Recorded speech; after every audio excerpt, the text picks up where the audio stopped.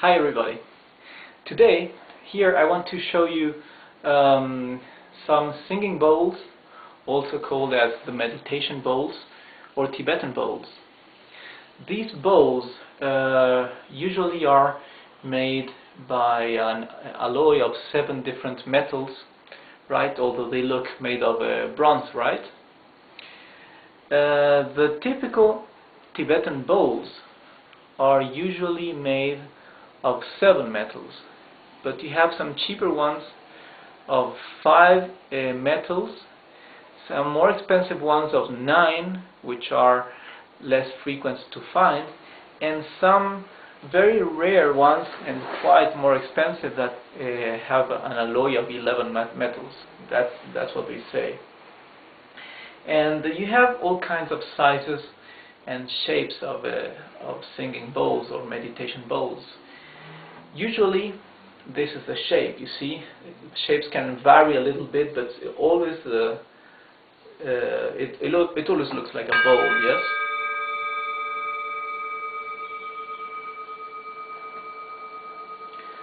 So you can see this one, for example, is a Tibetan bowl. Okay, I bought this one in Nepal in a Tibetan refuge camp, and listen how it sounds.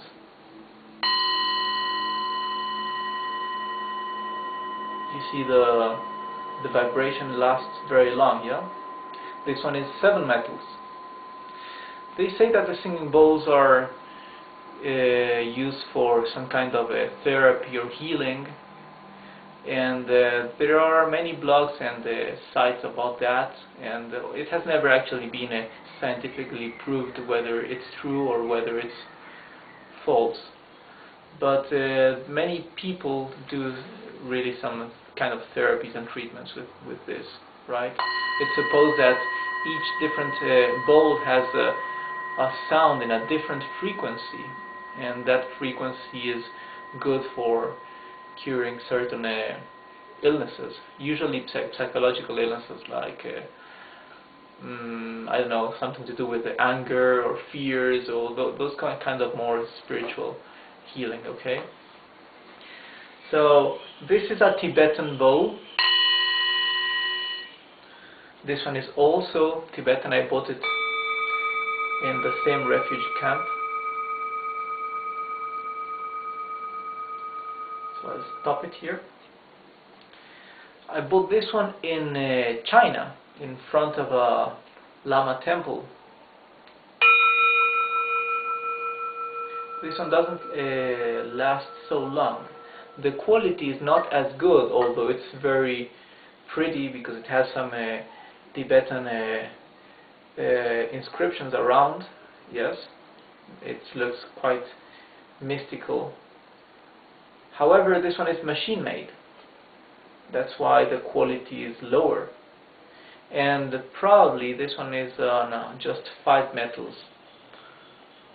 So I paid this one more expensive than all the others only because I bought it in China.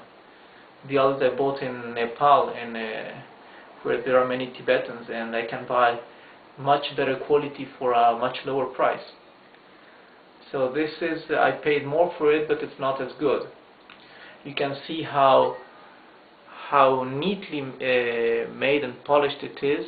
This is because it's machine made, while typically and traditionally all other singing bowls are usually made by hand. Okay, they hammer them, they temper them by hand, not by machine. So you can see, actually, if you look at it from near, you can see actually it's not perfectly smooth as if it had been produced industrially. Okay, this is a Nepali one, Nepali industry. You see here, you can see all the marks of hammering. Yeah, this is probably the best quality of all, and this is 9 metals. This is an alloy of 9 metals, and it's the heaviest of all. Also, when talking about quality of singing bowls, the thickness of the metal, of the material, is very relevant, right? Because the more material it's got, it's gonna be more expensive, right? And this is, although it's smaller than all the rest, than all the others, it's quite heavier than all the others. However, look, the sound is very beautiful, but it doesn't last so long, right? You see?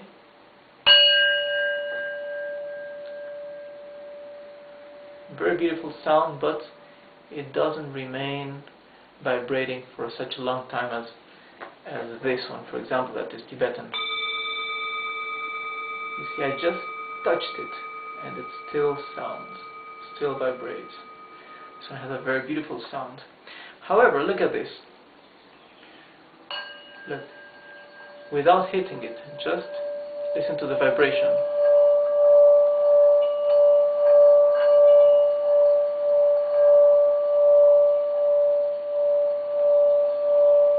You see, I'm just passing this wood around the edge, and you can hear the vibration. I can even do it quite louder if I want. I'm not hitting, I'm just passing it around. And this is also used for meditation and for healing purposes, for those who believe that this has any healing purposes, which I really doubt. But definitely I do think there is something to do with this and meditation.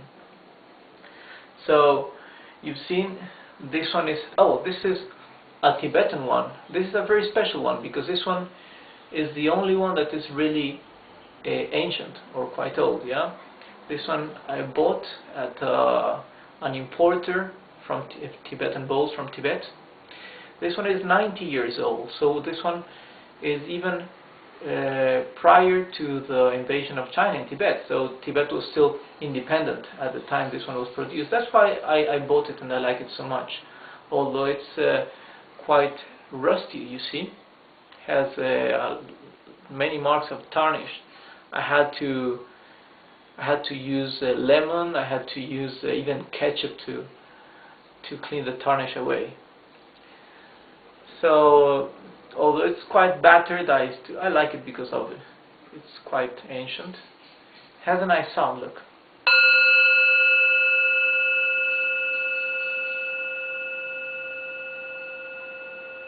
It's quite good yet. Still sounding. So, to tell you something else between the Tibetan bowls and the Nepali bowls,